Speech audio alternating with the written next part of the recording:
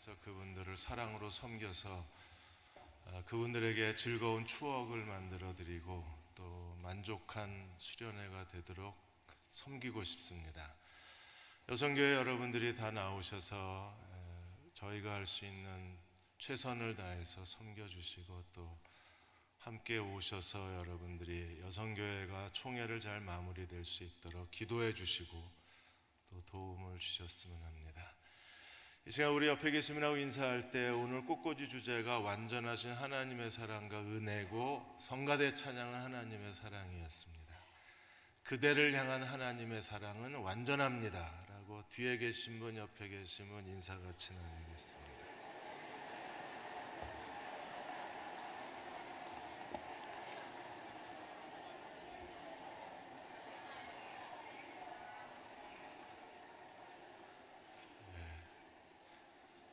인사할 힘도 없으신 것 같아요. 서울은 벌써 열대야가 한 달째고요. 대전은 어제 그제 최고 37도 대전이 최고 온도를 넘겼습니다. 이런 무더위 속에 하나님이 여러분에게 은혜와 사랑을 더해 주시기를 바랍니다. 오늘 에스라 3장 말씀 같이 나누겠습니다.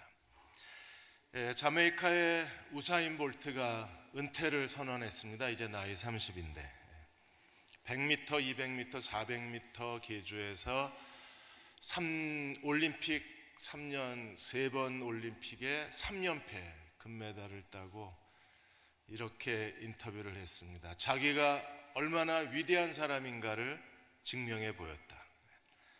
이제 나의 임무는 다 끝났다. 그래서 은퇴한다고 그렇게 신문 기자들한테 얘기를 했습니다.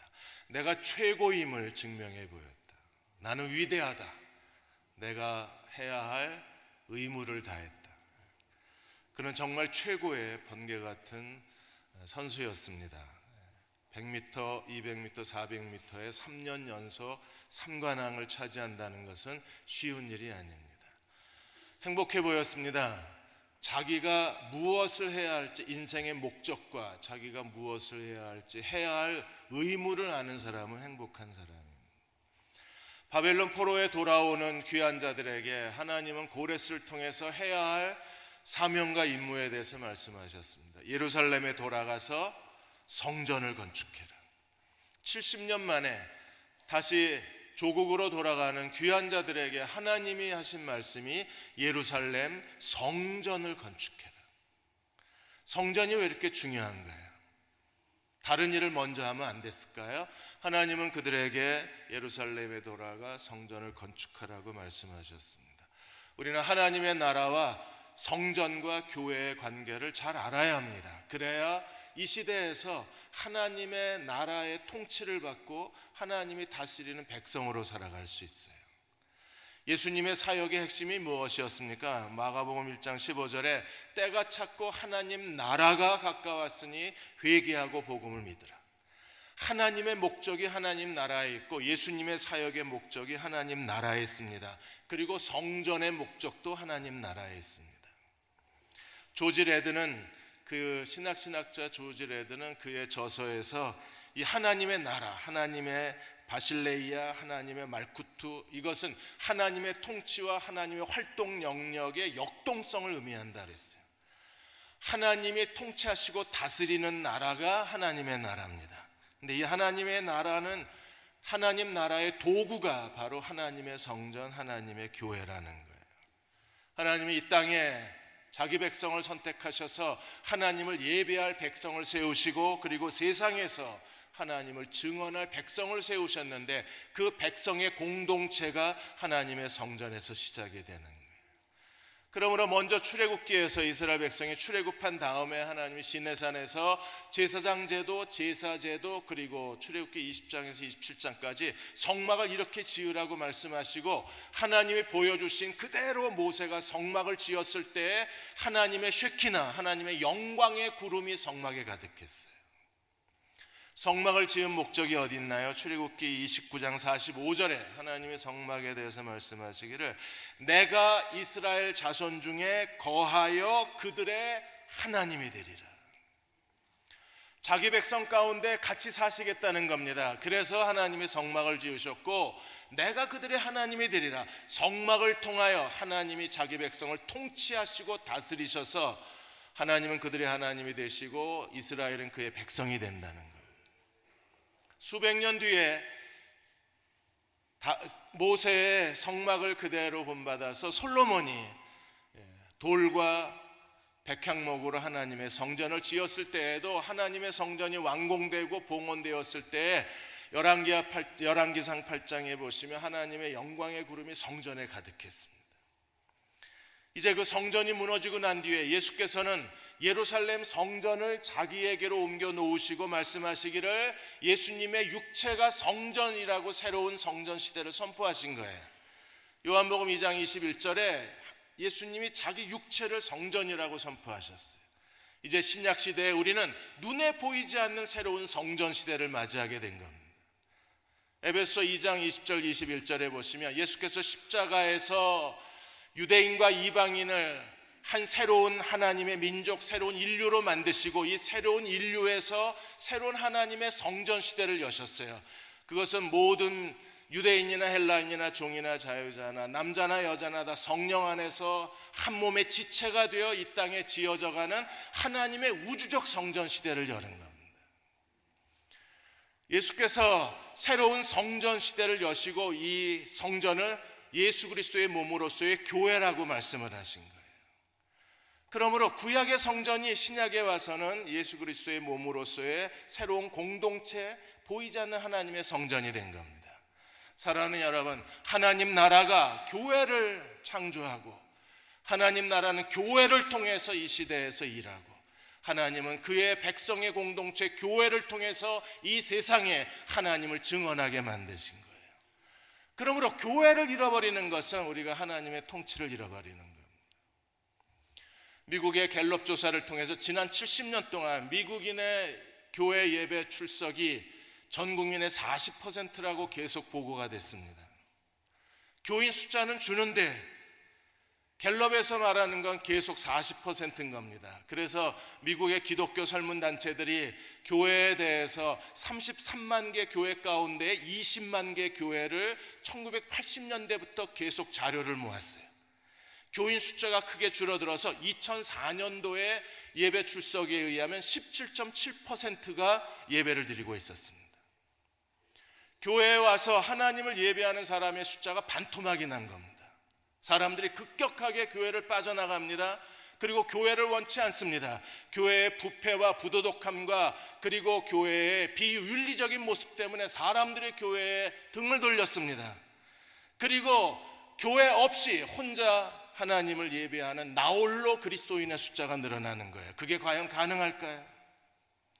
하나님께서 우리를 예수 그리스도의 몸의 지체로 만드시고 그리스도의 몸인 교회가 이 땅에 보이지 않는 하나님의 우주적 성전, 보이지 않는 하나님의 거룩한 성전으로 세움을 받고 있기 때문에 이 성전을 통해서만이 하나님이 우리 가운데 거하시고 이 성전을 통해서 하나님이 자기 백성을 다스리는 거예요.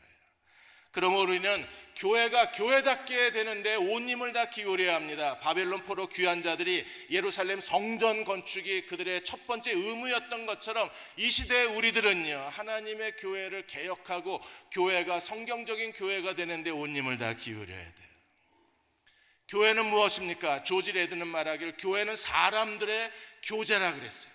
하나님과 교회의 두 가지 중요한 개념은 하나님의 통치와 사람들의 교제라 그랬습니다.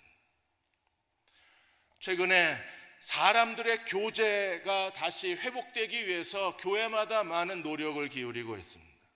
톰 레이너 박사가 2002년도부터 시작을 해서 1155개의 교회를 계속 조사를 하고 교회 성장 패턴이 어떻게 나오는가에 대해서 분류조사를 했습니다. 분석을 했습니다. 그 분석을 가지고 교회 성장학자 올슨이 말하기를 두 종류의 교회가 성장을 하는 거예요.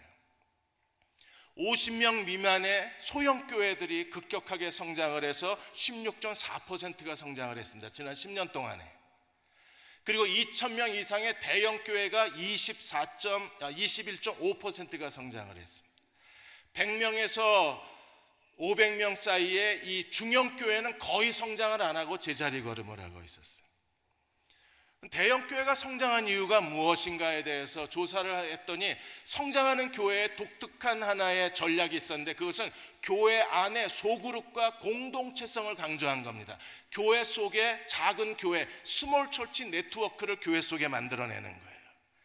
그것은 소그룹 사역일 수도 있고, 아니면 교회 속에 작은 교회를 만들어서 사람들이 그 안에서 교제권, 친밀한 교제권을 회복하기 위해서 대형 교회들이 많은 노력을 기울인 겁니다. 이렇게 해서 교회의 교제권을 살려낸 교회는 성장을 하고, 교회의 교제권을 살려내지 못한 교회는 성장을 경험하지 못하는 거예요. 저희 교회가 지금 교회 속의 교회 전략을 하고 있습니다. 이 교회 속의 교회 전략은 교회의 가장 중요한 특성인 교제권을 살려내자는 겁니다. 교회 속의 교회는 아직 걸음마 단계입니다. 이제 유아적 단계입니다. 우리는 더 연구하고 더 노력해서 대응교회만의 진정한 교제권을 회복하는 교회 속의 교회의 전략을 살려내야 합니다. 미국 교회뿐 아니라 한국 교회도 최근에 50명 미만의 소형 교회가 급격하게 골목마다 세워지면서 크게 환영을 받고 있습니다. 왜 그렇습니까? 사람이 그리운 거예요. 이제는 사람들이 SNS를 통해서 많은 사람들이 같이 대화를 나누고 그리고 서로 소통하는 것처럼 보이지만, 군중 속에 더 큰 고독과 외로움에 지친 사람들이 이제 50명 미만의 교회에 들어가서 그곳에서 가족처럼 친밀함을 누리고 서로 발을 씻어주고 서로 종노릇하고 서로 존경하고 사랑하면서 진정한 그리스도의 몸을 작은 교회에서 체험을 하는 거예요. 함께 더불어 하나의 친밀한 교제를 이루면서 하나님 나라를 섬길 때 그곳에 하나님의 통치와 다스리심이 있고 진정한 하나님의 성전이 있는 거예요. 바벨론 포로 귀한 자들은 오늘 3장에서 두 가지 중요한 일을 합니다. 그들이 하나님의 믿음의 공동체로 회복을 하고 70년 동안 무너져버린 이스라엘의 믿음의 기반을 다시 구축하기 위해서 해야 될 중요한 두 가지 전략은 하나님 앞에 제단과 예배를 회복하는 일이요, 또 하나는 성전의 기초를 놓는 일이었어요. 그래서 먼저 3장 1절에서 6절까지 제단을 세우고 하나님 앞에 예배를 드립니다. 그들이 7월에 모였어요. 3장 1절에 보시면 7월에 일제히 예루살렘에 모였다 그랬습니다. 유대인들에게 7월은요 굉장히 중요합니다. 왜냐하면 이 7월에 나팔절이 있고 대속죄일이 있고 초막절이 있기 때문에 가장 거룩한 달이 유대 달력에서 7월입니다. 7월은 저희 태양력으로 하면 8월이나 9월쯤 해당이 돼요. 가을 막 추수가 시작될 무렵에 가장 거룩한 달 7월이 시작이 됐습니다. 대속죄일은 성전이 없었기 때문에 속죄일은 지키지 못하고 그들이 초막절로부터 시작을 합니다.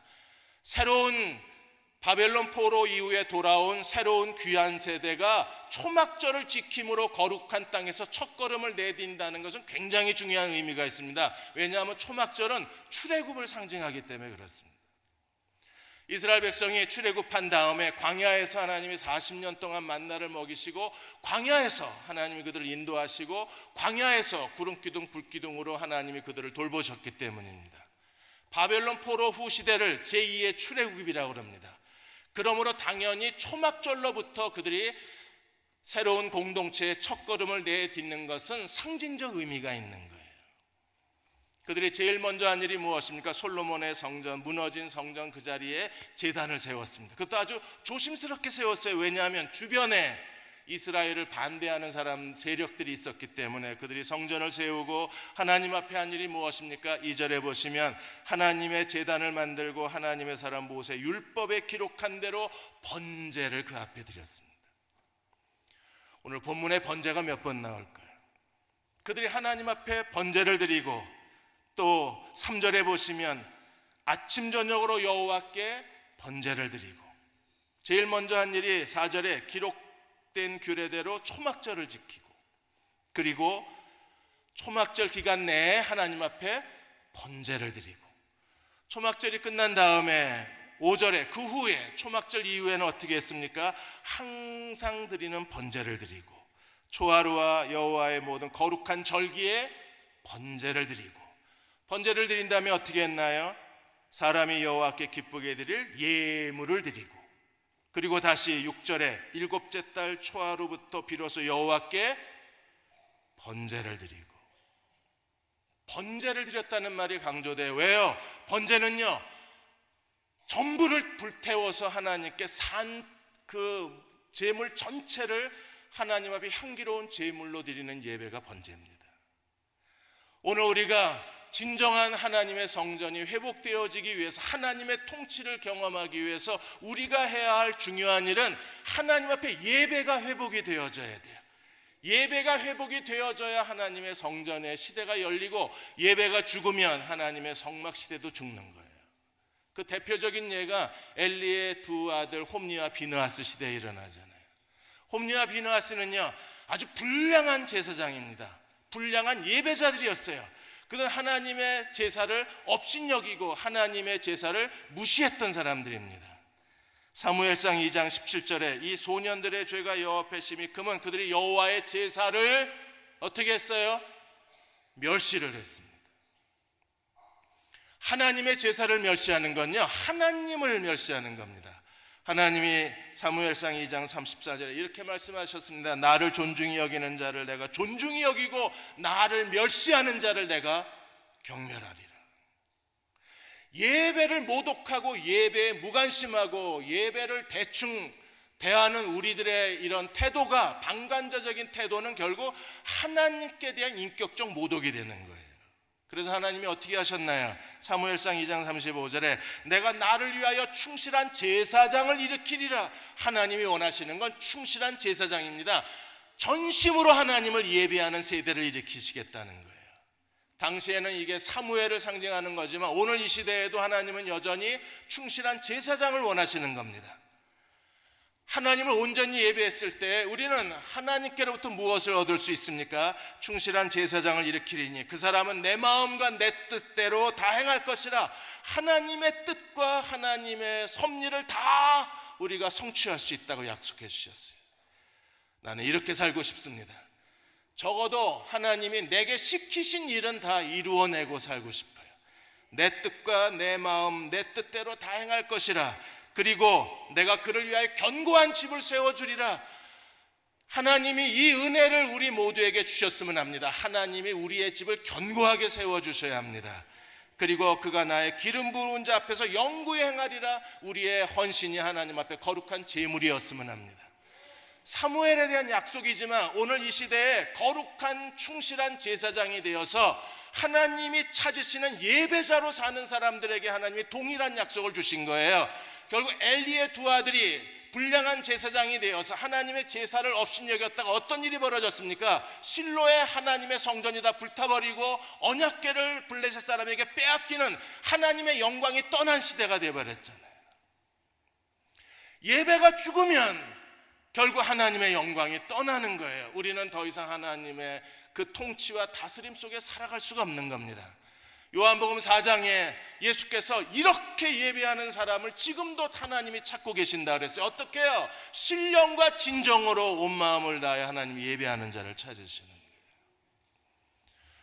1970년대에 미국에 지저스 무브먼트가 일어났습니다. 수많은 젊은이들과 히피들이 세상 쾌락과 알코올 중독과 마약에 빠져있던 수많은 젊은이들이 회개하고 주님께로 돌아오는 거대한 구원과 부흥의 역사가 일어나, 이걸 지저스 무브먼트라고 합니다.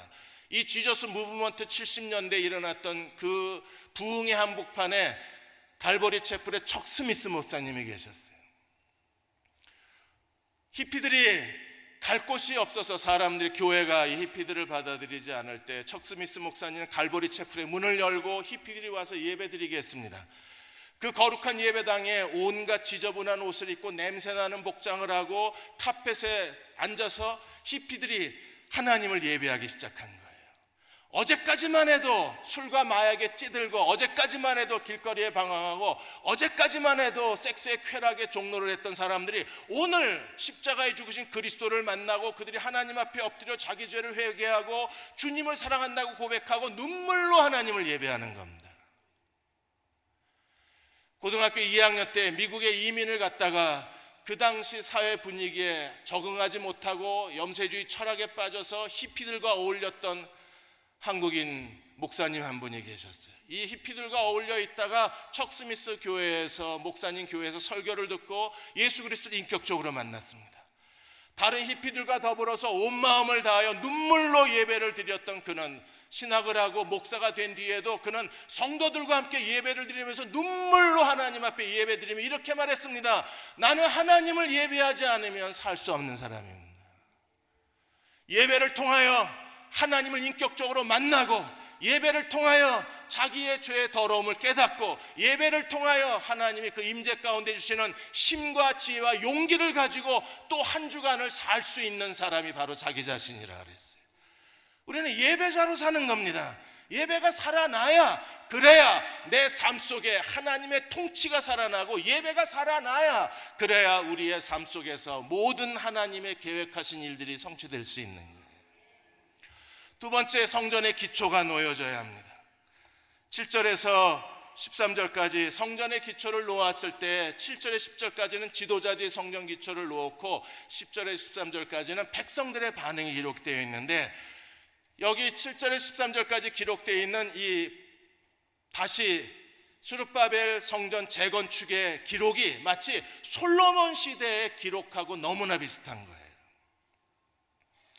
하나님의 성전을 건축하는 과정이 솔로몬 시대의 성전 건축 과정이 그대로 다시 재현이 되는 겁니다.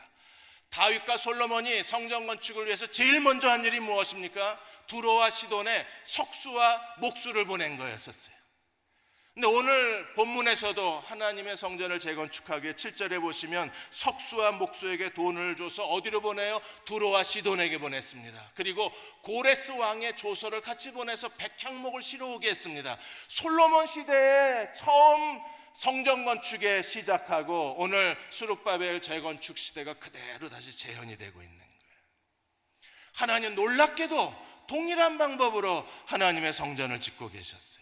8절에 보시면 그들이 예루살렘의 성전 기초를 놓았을 때가 예루살렘에 있는 하나님의 성전에 이른 지 2년 둘째 해에 그들이 예루살렘에서 성전 기초를 시작을 했습니다. 그런데 솔로몬도 2년 둘째 해에 솔로몬도 성전 건축을 시작합니다. 솔로몬이 성전 건축했던 그 시대 때하고 그리고 스룹바벨 사람들이 성전 건축한 때가 동일한 거예요. 하나님께서 이렇게 똑같은 패턴으로 성전을 건축하게 하셨는데, 그들이 20세 이상의 레위인에게 성전 건축 감독을 맡겼는데 솔로몬도 30세 이상의 레위인에게 성전 건축을 감독을 맡긴 겁니다.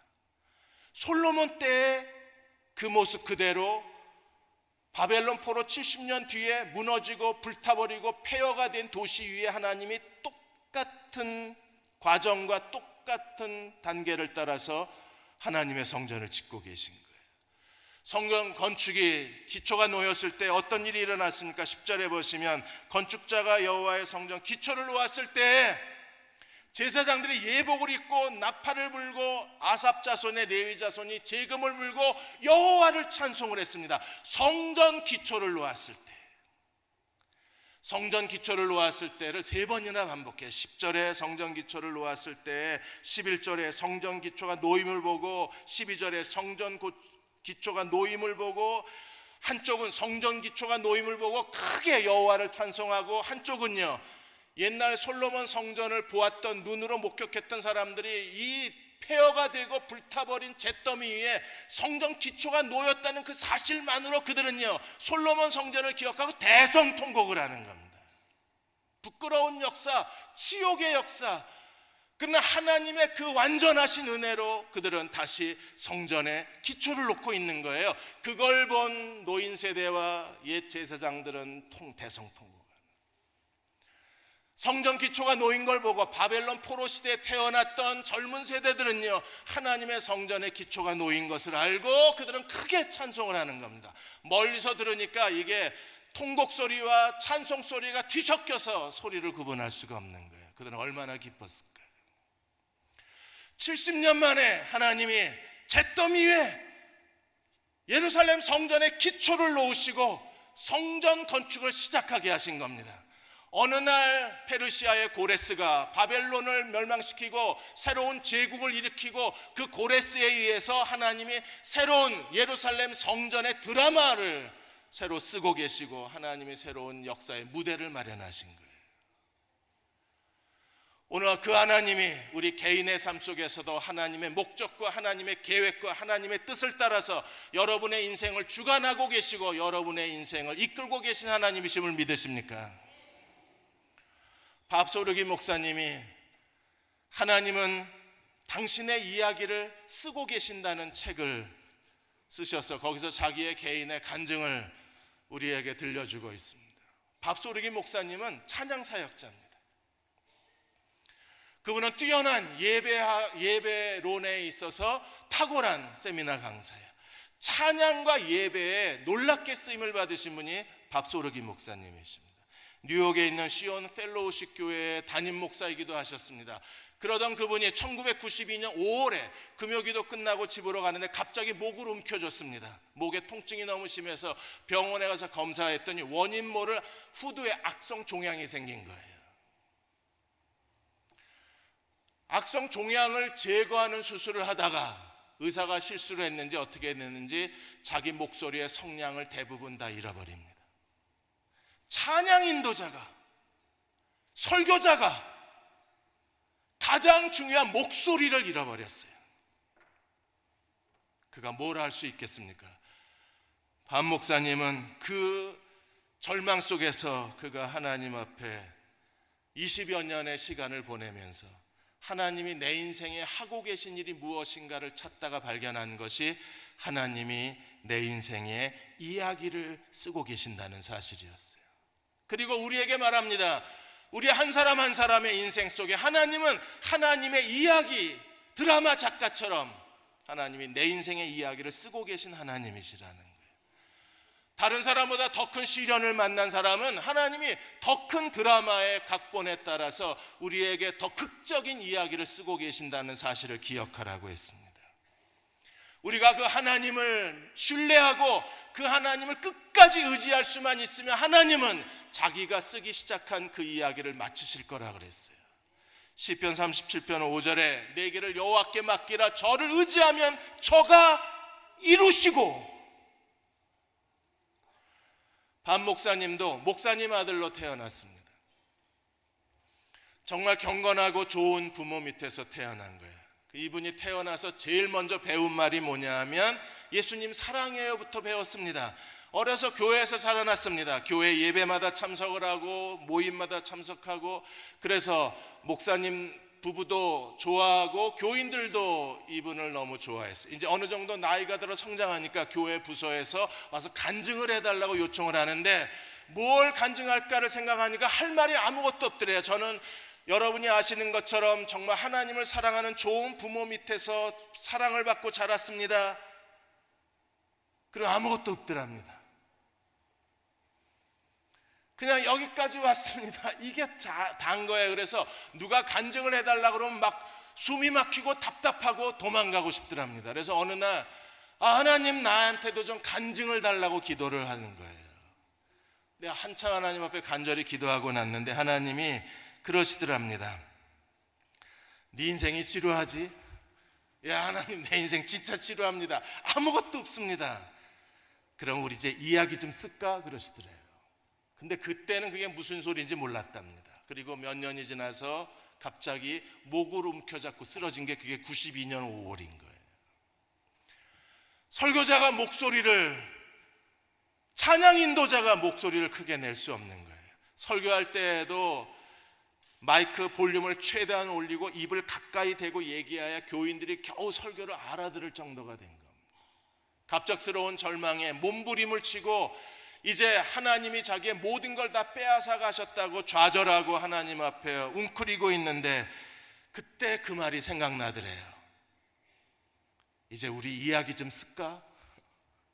이제 네 이야기 좀 쓰자라는 하나님 말씀이 생각이 난 거예요. 그제서야 깨달았습니다. 하나님이 내 인생의 이야기를 쓰고 계시는구나.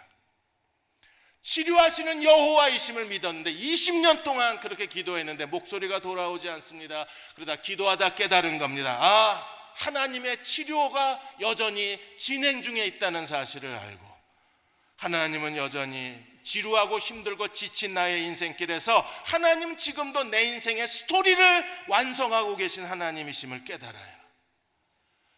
그는 20년이 넘는 시간 동안에 이 반 목사는 아무리 기도해도 응답이 없는 하나님 앞에서 좌절하고 절망했어요. 하나님이 자기를 저주하시는 것처럼 느껴졌습니다. 자기 인생에 재앙을 쏟아붓는 것처럼 느껴졌어요. 여러분도 그러십니까?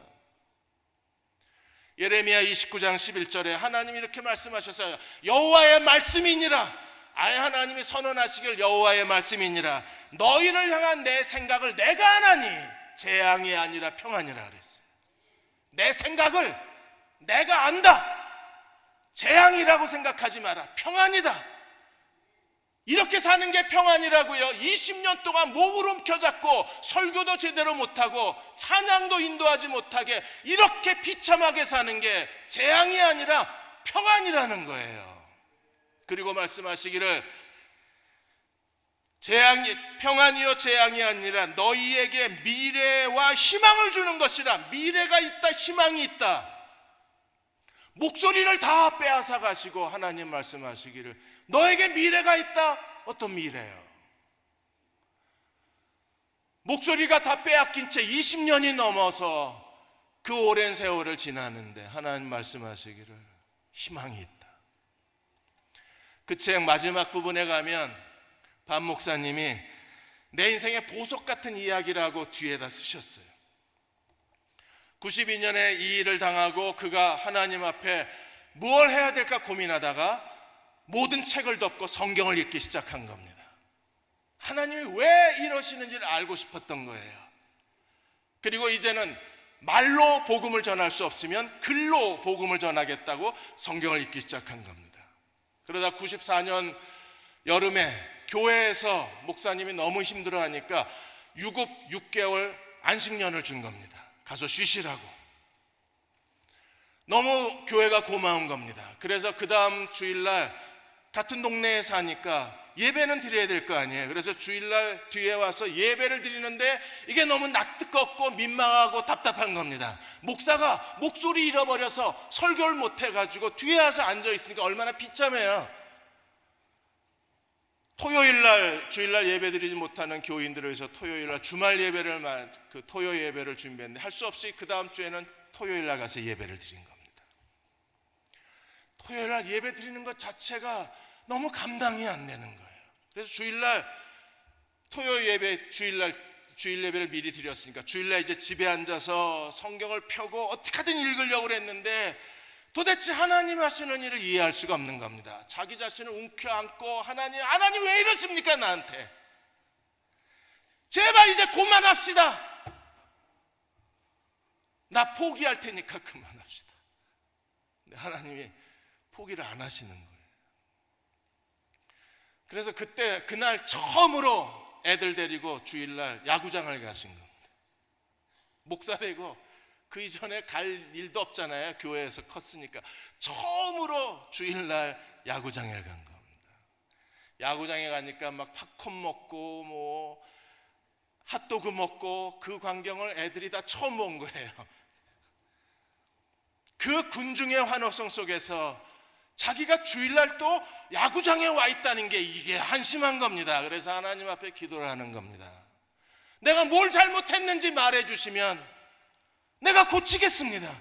회개하겠습니다. 왜 다 빼앗아 가려고 하십니까? 도대체 뭘 하시는 겁니까? 그렇게 한참 거기서 기도하고 있는데 그 사람들의 떠드는 속에서 뭔가 하나님이 마음에 말씀을 하시는 걸 들은 거예요. 내가 너와 함께 있다. 그 시끄러운 사람들의 함성 소리 가운데 하나님이 그 마음에 세미하게 내가 너와 함께 있다. 내가 너를 택했다. 나는 내 편이다. 어느 때보다 나는 내 곁에 가까이 있다. 지금 너는 답답해하지만 이건 지나가는 과정이다. 나는 내 인생을 가지고 한 편의 멋진 이야기를 쓰고 있는 중이다. 그 이야기는 아직 끝나지 않았다. 그 생각이 들자 하나님 앞에 완전히 굴복을 한 거예요. 그리고 밥 목사님이 이게 하나님께로부터 온 생각인지 자기 합리화인지 확인을 해야 되잖아요. 그래서 2층 야구장 저쪽 외야 쪽에 앉았는데 하나님 앞에 기도하기를 이게 하나님 주신 생각이면 야구공 하나 보내달라고. 근데 상식적으로 그쪽으로 공이 날아올 일이 거의 없는 거예요. 그 2층 꼭대기에 앉아 있었으니까. 만일에 내가 네 이야기를 쓰고 있다, 이게 내 생각이 아니라 하나님 말씀이라면 야구공 하나 보내주십시오. 그리고 기다리고 있는데 한창 경기가 진행됐는데 갑자기 선수가 공을 때렸는데 이게 탕 맞고 팅팅팅 하더니 목사님 옆에 앉아있는 딸 무릎 위에 공이 뚝 떨어진 거예요. 앞에 앉은 노인이 감동을 받아서 내가 30년 동안 야구장을 다녔는데 한 번도 공을 잡아본 적이 없는데 당신 행운하라고. 하나님이 믿지를 않으니까 저쪽에 날아가던 공이 탱 부딪히더니 탱탱탱탱 해서 바로 옆에 앉아있는 딸의 무릎에 얌전히 와서 앉아요. 하나님은 우리 인생을 쓰고 계신 하나님이시기 때문에 우리가 끝까지 하나님을 의지하고 기다릴 줄만 알면 하나님은 우리에게 시작하신 그 일을 이루어내실 거예요. 이번에 태권도 이대훈 선수 보십시오. 그가 결국에 금메달을 따지 못하고 지난 런던 올림픽에도 은메달에 만족하고 이번에는 아예 동메달밖에 못 땄는데 이대훈 선수가 뭐라 그랬습니까? 자기는 올림픽에서 메달 못 딴 것이 여기서 끝난 인생의 끝이라고 생각을 안 한다 그랬잖아요. 그는 이렇게 말합니다. 올림픽에서 메달 따고 못 따고가 중요한 게 아니다. 거기서 인생 끝나는 게 아니다. 몇 개월 몇 년이 지나면 아무도 올림픽에 금메달 땄는지 안 땄는지 기억도 못할 것이다. 올림픽 금메달 리스트라는 것은 평생 갖고 살 만한 게 아니다. 더 중요한 것은 여기서 배우고 더 나은 사람이 되는 게 더 중요하다고 생각하고 나는 여기서 정말 중요한 것을 경험했다. 여기서 졌다고 기죽고 살고 싶지 않다. 이 아픔을 통해서 나는 한 단계 더 올라가고 싶다. 이대훈 선수는 올림픽 메달 따는데 금메달 따는데 런던 올림픽에서 다시 두 번째 실패했지만 그걸 실패했다고 생각하지 않고 나는 더 나은 인간이 되고 있다고 말하잖아요. 그리고 상대방 선수를 진심으로 축하해주고 나는 저 선수에게 저 선수가 부럽다, 배우고 싶다, 저 선수는 순간순간을 즐긴다. 그 상황을 즐기는 태도를 자기는 배우고 싶다고 말하잖아요. 정말 인격적인 사람이고 멋진 젊은이입니다. 우리도 그래야 되는 거예요. 우리가 하나님이 내 인생의 주인이시고 나를 다스리시고 내 인생의 계획을 세우고 계심을 믿는다면 우리는 끝까지 하나님을 의지해야 합니다. 시편 37편 23절 24절에 여호와께서 사람의 걸음을 정하시고 내가 지금까지 살아온 건 하나님이 정하신 거래요. 그렇게 믿으십니까? 정하시고 그 길을 기뻐하시나니 그러면 내 인생에 이게 뭐냐? 하나님이 그걸 통해서 뭘 하고 계신 거예요? 내 인생의 스토리를 만들고 계신다는 겁니다. 그러므로 그가 넘어지나 아주 엎드려지지 아니하면 여호와께서 그의 손으로 붙으심이로다. 목소리가 다 없어지지 아니하고 그래도 설교한 만큼은 남겨놓으셨잖아요. 하나님이 붙들고 계셔서요 엎드려지지도 못해요. 우리는요 그냥 넘어진 거지 자빠진 게 아니에요. 왜요? 붙들고 계셔서 그래요. 사랑하는 여러분, 조금만 더 기도하고 기다리십시오. 하나님이 우리를 다스리고 계십니다. 그리고 여러분의 인생에 정말 멋진 스토리를 만들어 주실 거예요. 그 하나님을 의지하는 저와 여러분 되시기를 주의 이름으로 축원합니다. 379장 다 일어나셔서 1절하고 3절 부르시고 기도하고 축도하겠습니다.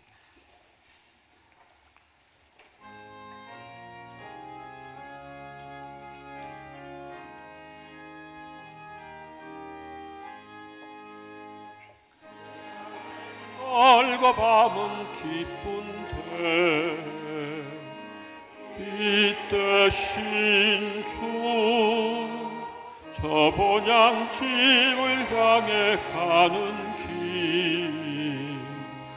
비추소서. 내가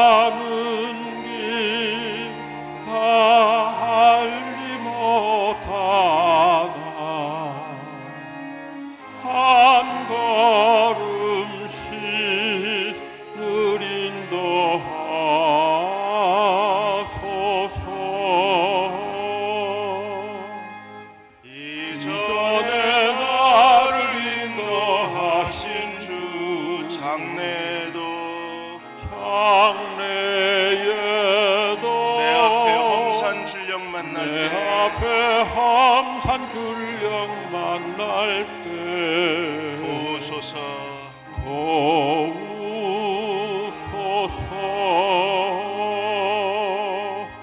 밤 지나고 저 밝은 아침에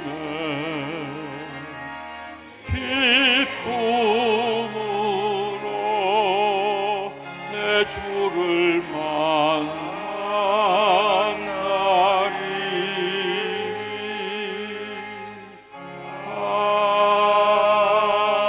아멘.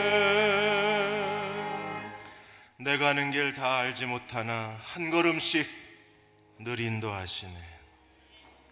하나님만이 내 가는 길을 다 알고 계십니다. 어쩌면 오늘일 수도 있습니다.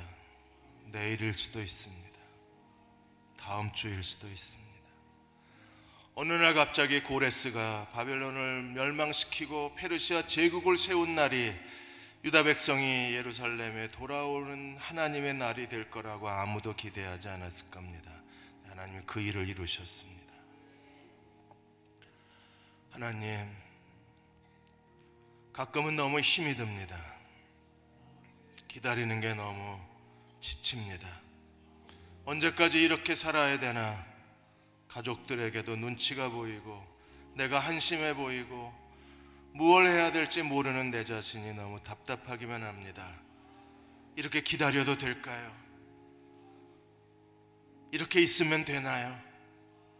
하나님, 내게 뭘 해야 될지 말씀해 주옵소서. 기다리라면 기다리겠습니다. 기도하라고 하시면 더 힘써 기도하겠습니다. 뭐라도 시키시면 즉시 순종하고 하나님 시키시는 대로 따라가겠습니다. 하나님, 내게 말씀하여 주옵소서. 무엇을 하라고 내게 지시하여 주옵소서. 기다려야 한다면 기다리라고 말씀해 주시고, 더 참아야 된다면 더 참으라고 내게 말씀해 주셔서 내가 하나님 말씀으로 순종하며 주 앞에 나아가게 도와주옵소서. 하나님, 내 인생을 쓰고 계신 드라마 작가이심을 저도 확신합니다. 하나님, 내 삶 속에서도 하나님의 뜻이 이루어지고 진행되고 있음을 믿습니다. 우리에게 믿음을 주시고 오래 참음을 주시고 기다릴 줄 아는 사람이 되게 하여 주옵소서. 우리 다 같이 함께 통성으로 기도하겠습니다. 하나님, 저희에게 기다리는 마음을 주시기 원합니다. 기다리게 주옵소서. 기다릴 줄 알게 주옵소서.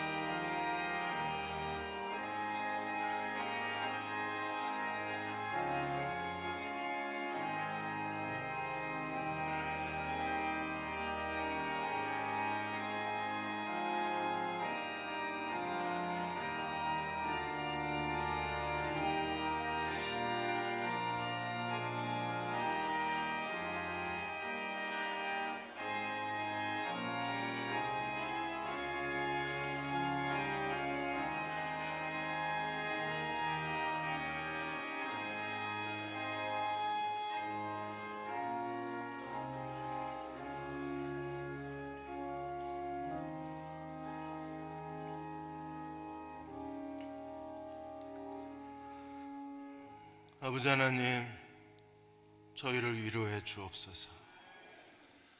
밤마다 통증을 끌어안고 하나님 앞에 기도하며 기다린 지 벌써 수년째입니다.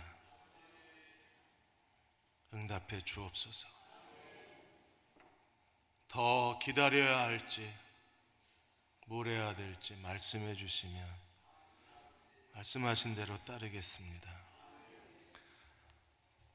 하나님, 이런 자기 자신을 스스로 한심하게 여기지 않게 해주시고